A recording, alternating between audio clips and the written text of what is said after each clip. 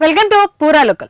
నేడు ప్రపంచంలోనే అత్యంత విలాసవంతమైన మెగా సిటీగా యునైటెడ్ అరబ్ ఎమిరేట్స్ లో అత్యంత కీలకమైన వ్యాపార కేంద్రంగా దుబాయ్ వెలుగొందుతోంది. కానీ సరిగ్గా 1947 స్వాతంత్ర సమయానికి ముందు చరిత్ర ఇంకో మలుపు తిరిగి ఉంటే నాడు దుబాయ్ భారతదేశంలోనో లేదా పాకిస్తాన్లోనో ఒక భాగంగా ఉండేదా? వినడానికి ఆశ్చర్యకరంగా ఉన్న ఇది ముమ్మాటికి నిజమంటున్నారు ప్రముఖ చరిత్రకుడు శ్యామ్ డార్లింపుల్. ఆయన రాసిన షార్టెడ్ ల్యాండ్స్ పుస్తకం ఆధారంగా వెలుగులోకి వచ్చిన ఈ ఆసక్తికరమైన నిజాలు ప్రస్తుతం అంతర్జాతీయ వ్యాప్తంగా పెద్ద ఎత్తున చర్చకు దారితీస్తున్నాయి.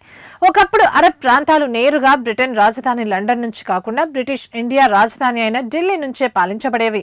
పర్షియన్స్ గల్ఫ్ పరిధిలోని అనేక అరబ్ సంస్థానాలు, రక్షణ ప్రాంతాలు వైస్రాయ్ ఆఫ్ ఇండియా ఆధీనంలో పనిచేసేవి. 1889 నాటి అప్పటి చట్టాల ప్రకారం కువైట్, అడెన్, అబుదాబి వంటి ప్రాంతాలను చట్టబద్ధంగా భారతదేశంలో భాగంగానే భావించేవారు. ఎంతలా అంటే అబుదాబి పేరు భారత్లోని స్వదేశీ సంస్థానాల అధికారిక జాబితాలో ఉండేవి. అంతేకాదు అప్పట్లో అక్కడి ప్రజలకు ఇండియన్ ఎంపైర్ పాస్పోర్ట్లను సైతం జారీ చేసేవారు. 1947లో భారత్, పాకిస్తాన్లు విడిపోతున్న తరుణంలో బ్రిటిష్ అధికారుల ముందు ఒక పెద్ద ప్రశ్న వచ్చి పడింది. భారత్ ను వీడి వెళ్తున్న దొరలు పర్షియన్ గల్ఫ్ లోని ఈ అరబ్ ప్రాంతాల బాధ్యతను కాబోయే భారత ప్రభుత్వానికి లేదా పాకిస్తాన్ కు అప్పగిద్దామని భావించారు.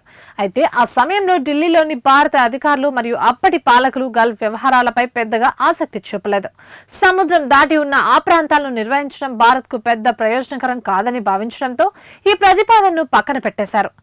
భారత ప్రభుత్వం నుంచి ఆసక్తి లేకపోవడం, మరోవైపు అరబ్ ప్రజలు భారతీయులు లేదా పాకిస్తానీలు పాలన కిందకు తీసుకురావడం సరికాదని భావించిన బ్రిటిష్ ప్రభుత్వం ఒక కీలక నిర్ణయం తీసుకుంది.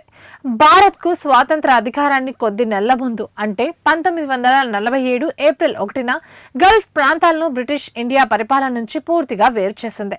ఒకవేళ ఆనాడు మన పాలకులు గల్ఫ్ ప్రాంతాలను భారత్ లో కలిపేందుకు అంగీకరించి ఉంటే నేటి పశ్చిమ ఆసియా భౌగోళిక స్వరూపం అలాగే గల్ఫ్ దేశాల తలరాత, భారత్ ఆర్థిక స్థితి పూర్తిగా వేరొకలా ఉండేవి.